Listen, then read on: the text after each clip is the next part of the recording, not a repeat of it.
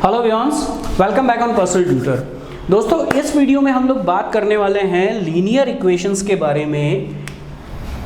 Linear equations को algebraically कितने तरीकों से सॉल्व किया जा सकता है। पेयर ऑफ लीनियर इक्वेशंस, अगर आपको दो लीनियर इक्वेशंस दे रखी हैं तो उन लीनियर इक्वेशंस को हम कितने मेथड से अलजेब्रिकली सॉल्व कर सकते हैं, इसके बारे में हम लोग बात करेंगे। तो सबसे पहले हम नाम जान लेते हैं कि किन किन मेथड से हम लोग सॉल्व कर सकते हैं। सबसे पहला मेथड होता है दोस्तों सब्स्टिट्यूशन मेथड।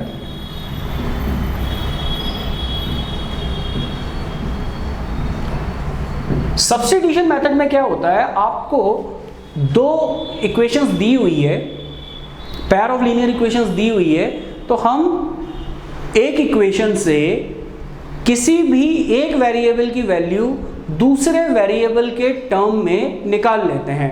जैसे कि हमारे इक्वेशन के स्टैंडर्ड फॉर्मेट क्या होते हैं, a1x plus b1y plus c1 equals to 0, a2x plus b2y plus c2 equals to 0।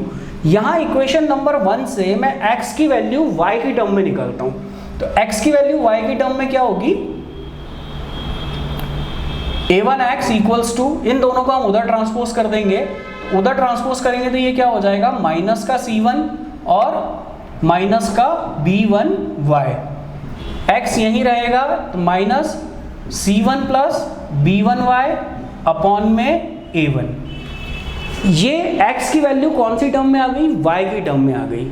कहाँ से निकाली, इक्वेशन नंबर 1 से हमने एक वेरिएबल की वैल्यू को दूसरे वेरिएबल की टर्म में निकाल लिया। अब ये जो वैल्यू निकली है, इस वैल्यू को हम क्या करेंगे, सेकंड इक्वेशन में पुट कर देंगे। इस वैल्यू को x की जगह पर हम सेकंड इक्वेशन में रख देंगे। जैसे यहाँ पर सेकंड इक्वेशन क्या है, a2 इंटू माइनस का c1 प्लस b1y है, इस माइनस को हम सीधा पीछे ही लिख देते हैं, अपॉन में a1 minus plus b2y plus c2 equals to 0। अब यहाँ पे आप देखोगे तो x पूरी तरह से हट चुका है और अब हमारे पास केवल क्या टर्म्स बची है, केवल और केवल y की टर्म्स बची है। तो इस y की टर्म, ये जो y की टर्म्स बची है, इससे हम y की वैल्यूज इजीली निकाल सकते हैं। तो यहाँ से हम y की वैल्यू निकालेंगे, जो भी y की वैल्यू आएगी उसे हम यहाँ पुट कर देंगे या इक्वेशन नंबर 1 में पुट कर देंगे, तो x की वैल्यू भी हमारे पास आ जाएगी। तो सब्स्टिट्यूशन मतलब एक को हटाकर उसकी जगह पर दूसरे को लेकर आना उसी टर्म में। एक वेरिएबल को हमने हटाया और दूसरे वेरिएबल को हमने उसी वेरिएबल के टर्म में लिख दिया। तो ये आपका हो गया पहला मेथड, जिसे हम क्या कहते हैं, सब्स्टिट्यूशन मेथड। सेकंड मेथड आपका होता है एलिमिनेशन मेथड। एलिमिनेशन हम किसे कहते हैं, एलिमिनेट करना, किसी को भी हटाना। तो यहां पर एलिमिनेशन कैसे होगा, एलिमिनेशन हम किसी भी एक वेरिएबल को एलिमिनेट कर देंगे, हटा देंगे, तो हमारे पास केवल एक वेरिएबल बचेगा और उससे हम उसकी वैल्यू को फाइंड आउट कर लेंगे। वेरिएबल कैसे हटाए जाते हैं, a1x plus b1y plus c1, a2x plus b2y plus c2 equals to 0 equals to 0। अब सपोज मुझे यहाँ से इस वेरिएबल को हटाना है x को, तो मैं क्या करूँगा, इक्वेशन नंबर 1 में मैं a2 का मल्टीप्लाई कर दूंगा और इक्वेशन नंबर 2 में मैं a1 का मल्टीप्लिकेशन कर लूँगा। दोनों को मुझे इक्वल करना पड़ेगा। दोनों को इक्वल करके पहली में से दूसरी इक्वेशन को जब मैं सब्सट्रैक्ट करूँगा तो ये मेरा x का टर्म एलिमिनेट हो जाएगा, क्योंकि ये दोनों इक्वल हो जाएंगे। कैसे इक्वल होंगे ये, पहली इक्वेशन में मैंने a2 का मल्टीप्लाई किया, a1 a2x plus a2 b1y plus a2 c1 equals to 0। Second भी आपका हो गया a1 a2x plus a1 b2y plus a1 c2 equals to 0। अब यहाँ सब्सट्रैक्शन करेंगे तो तीनों साइन चेंज हो जाएंगे, a1 a2x से a1 a2x कट गया, जो बचा अब केवल y की टर्म बची है, तो यहाँ से आपके पास y की वैल्यू आ जाएगी y की जो वैल्यू निकलती है वो आप किसी भी इक्वेशन में रख देंगे तो आपके पास x की वैल्यू आ जाएगी। तो एलिमिनेशन का मतलब हो गया कि हम किसी भी एक टर्म को पूरी तरह हटा दे रहे हैं और वहाँ से सेकेंड टर्म की वैल्यू निकाल रहे हैं। तीसरा आपका जो मेथड होता है that is cross multiplication method. इसके बारे में ज़्यादा ब्रीफ में हम लोग बात नहीं करेंगे क्योंकि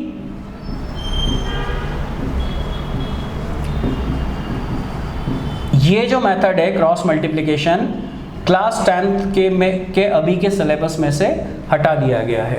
ये a1, a2, b1, b2 की वैल्यूज को क्रॉस मल्टीप्लिकेशन करने का एक फॉर्मूला होता है, उस फॉर्मूले से इसे सॉल्व किया जाता है। And the last method is reducing method. Reducing method में कई बार आपने देखा होगा कि अगर आपको x और y जो भी वेरिएबल है x, y या जो भी वेरिएबल दिया हुआ है दैट वेरिएबल अगर वो वाला वेरिएबल आपको नीचे फ्रैक्शन में दे दिया, डिनोमिनेटर में दे दिया, तब उसे सॉल्व करने में हमें प्रॉब्लम आती है। लाइक जैसे ये इक्वेशन है 7/x plus 2/y equals to 1।